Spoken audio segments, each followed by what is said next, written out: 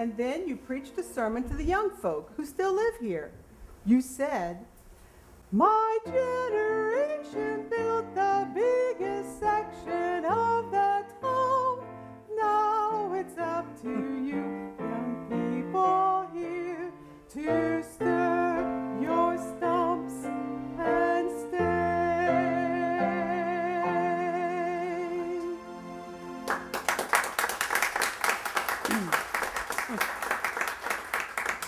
Well, I've got to do a little preaching, you know.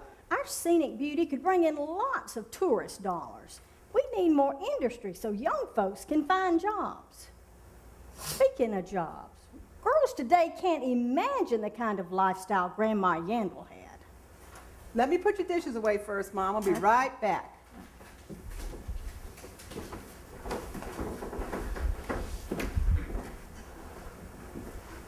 I think the woman who never saw rows of cellar shelves filled with fruits and vegetables that she canned herself, or has never made clothes for her family or sewed covers for them to keep warm, or has never created a piece of fancy work, well, I just think she's missed out on a lot of living. I carded, wove, spun, and quilted. I helped in the garden, washed, ironed, hand sewed, and fed my family. Despite all that, I lived to be 102 years old. So that just goes to show that hard work won't kill you. We didn't have any such thing as an 8-hour day or 40-hour week. There was no child welfare or old age assistance. We did for our own. Children had too many chores to do to become juvenile delinquents. Folks didn't have any how-to books. They learned by watching and by doing.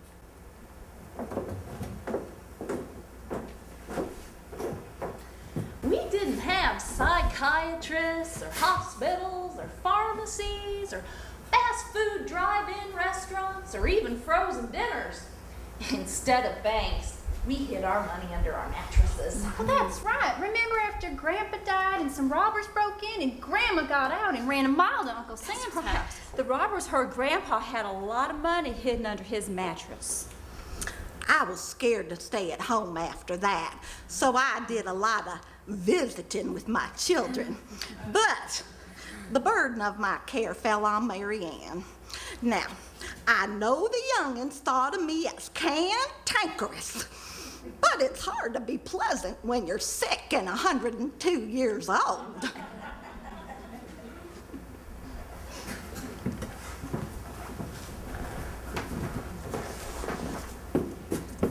Now, I didn't mind taking care of Grandma, but I had stomach ulcers, and it wasn't always easy. One time, Lum went to Mother's, and she was sitting down, washing on an old-fashioned washboard, thinking to cheer her up. Lum said Mother the others would do the same if Mother lived near them. I told her they're pretty blame sure to keep their distance. Grandma was a lot bigger than me, and she was hard to handle. One night, she hadn't been outside for many, many months, and one night while we were all asleep, in the dark, she decided she was going to go out to the outhouse in the snow. She woke me up screaming for help.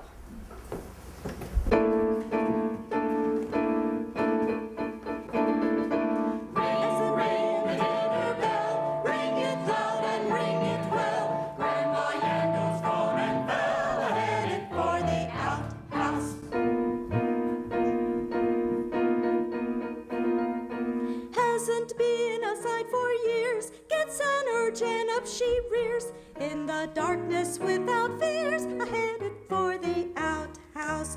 She slides down the high front steps, in the darkness out she slips, full of pep and full of zip, headed for the outhouse. Halfway there before she falls, on the ice old Granny sprawls.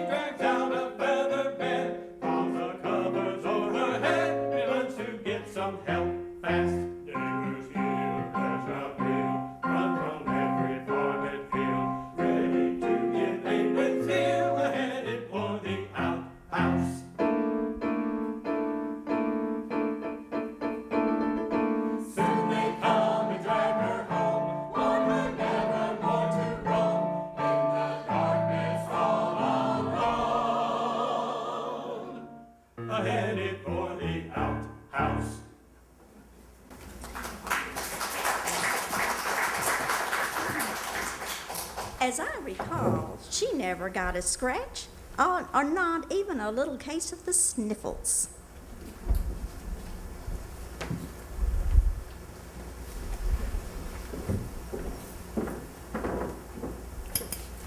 Okay, Orla, where did we leave off? You were talking about your brothers and sisters and their families. I was thinking some more about them last night, and I remembered something funny that happened to my sister Lizzie. Lizzie, Lizzie, pay attention. She's talking about you. I bet she's gonna say your name isn't any prettier than hers. She used to call you Lizzie the Lizard. Hush, he is not. She's talking about the time I swapped one of her dresses and wore it to see Amy Semple McPherson speaking at the Angelus Temple in healing service. It was black accordion, pleated crepe with a long, a long accordion pleated peplum in the front. But I kept fidgeting because it just didn't seem to fit just right. And I finally realized I had it on the hind side before. Oh, good grief. What did you do? I went to the bathroom and I turned it around. The way she told about it would have tickled a cat to death. My sister Minnie Bell was black-headed and black-eyed with mother's features. She was the worst spoiled kid that ever wore hair, and I did every bit of it. I spoiled her until salt wouldn't save her. That's the Lord's truth. It was all Lum's fault. She just said so. We spoiled Minnie so badly that by the time Eva came along, we'd had our fill of spoiled babies. Eva was a fat, roly-poly, good-natured little baby, and we let her stay that way. You're the reason I didn't get spoiled. That's right. Is your pencil good and sharp? I was a good-sized chunk of a kid before there was anything at Ava except one or two log stores, a little frame building they used for a courthouse, and of course, a saloon. Over 80 years ago, the street that runs in front of the funeral home was named Jefferson Street, after me. Of course, everybody wasn't noble and hardworking. There were robbers and murderers and drunks, just like today. Why don't you tell about the town drunk? Who? Oh, you must mean old Donnie Burns. He's gone now, so he can't defend himself. He probably never could even when he was alive.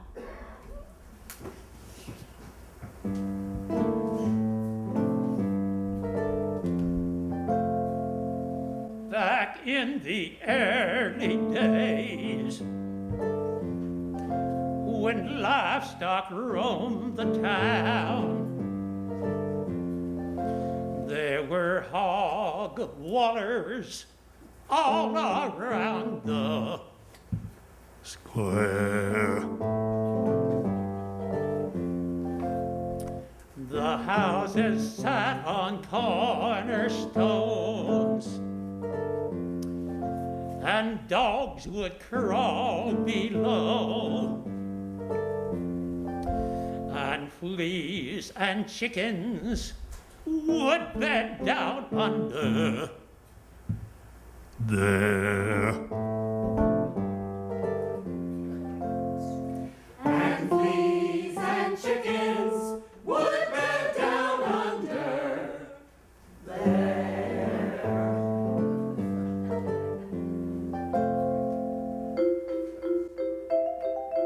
When old Dante would get drunk, he'd sleep with the hogs beneath the local General Baptist Church.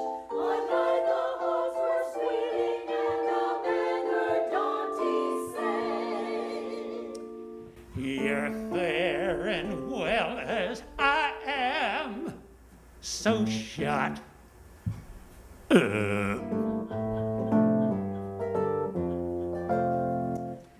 fair and well as I am, so shut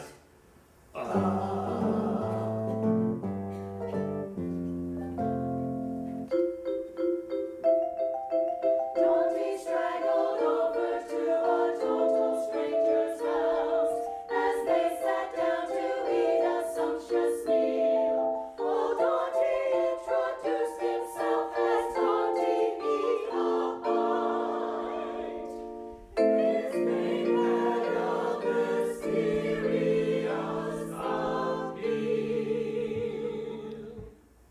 name had a mysterious appeal. That's a funny name, said Dr. Dante, eat a bite. Then Dante said, Thank you. Believe I will.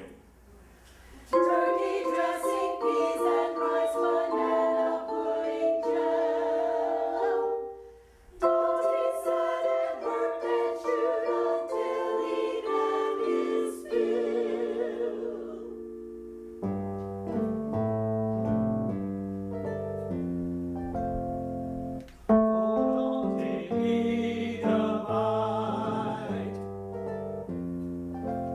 He's sleeping with the hogs beneath the local General Baptist Church.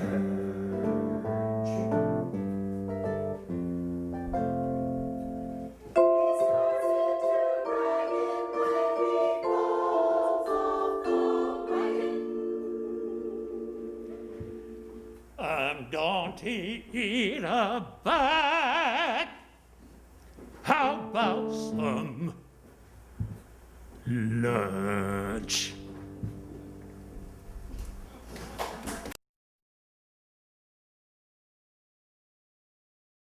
Well, I love to ride horses. I loved it when we'd make polasses from the cane patch and sop the pan with pumice stalks. I loved sledding down the hill at the Tompkins place in an old tub. But to this day, there's nothing better than I like than rambling through the fields and the woods and the streams. You're close to God and away from all the worries and the cares. In the spring, the countryside became a misty, tender green. And in the summer, everything became so lush and dark and clear.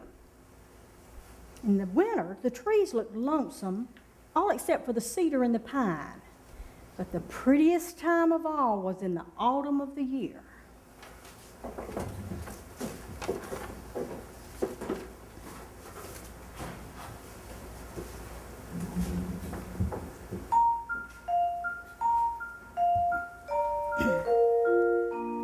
There is nothing better I would like to see once again than the sky when it's blue with the Indian summer haze, and to ramble through the woods upon an October day with streets of gold when every fall the countryside's ablaze. The hills were covered over all with every kind of tree, with locust, beech, black gum, wild cherry, cedar trees and pines, white oak, red oak, post oak, blackjack, pine, and hickory, elm trees, cottonwood, and lots of other kinds. All the sassafras, black gum, sumac, and alders turn bright red. Then the butternut and walnut trees and sycamore and maple, hickory turn to gold, and the woodland floor a bed of leaves of gold and russet, red and green, maroon and purple.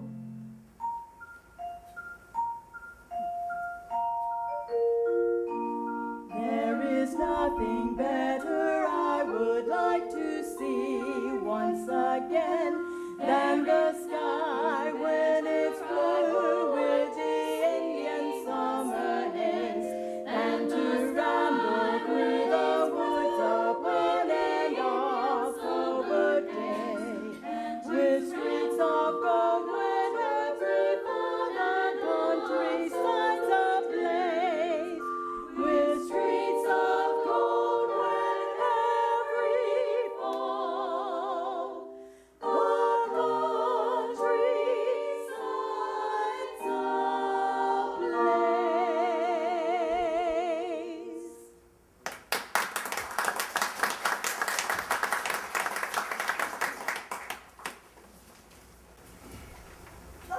woods were full of wild game. I never could cook a possum fit to eat, though. They all looked like they were grinning at me. In the spring, we'd get a bucket and pick dandelion, sourdock, narrowdock, Sheep sorrel, lamb's quarter, and squareweed. Tongue grass, Dutchman's breeches, wild lettuce, poke. And by the time they got tough, we had our greens. Mustard greens, turnip greens, spinach. We used to sing a song about cornbread and buttermilk and good old turnip greens. Oh, and don't forget the watercress and mushrooms. You always pick toadstools. Did not. Too? Did not.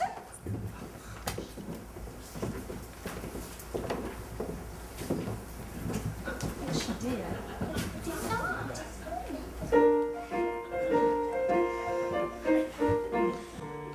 Oh, to take a fishing pole to Norfolk or White's Creek. There is nothing better I would like to do just once again. Or the Bryant River, Beaver River, troublesome Spring Creek. Or the Rippy Hunter cowskins, they weren't fished out then. There were fish of every size and color, bass and trout and carp. There were red horse and big catfish. Don't forget about the perch. We all like to catch the eels, especially big bullfrogs. Their legs jumped in, the friar didn't like them much. Oh, to take a fishing pole to Norfolk or White's Creek. There is nothing better I would like to do just once again. For the bride whenever Beaver River troublesome Spring Creek. Or the Rippy Hunter cowskins, they weren't fished out then. There is nothing better than to ramble through the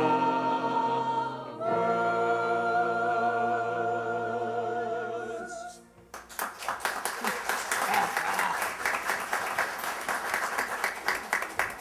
As for spring, I could talk all day about the flowering trees and shrubs and vines. Catawba, locust, persimmon, wild plum, wild cherry. Sarvis, redbud, dogwood, flowering crabapple, witch hazel. Oh, and wild spirea, seven sisters, and hawthorn. That's the state flower, you know. Yes, we do know that. Wild rose, morning glories, moon vines, trumpet vines. Bittersweet, ivy,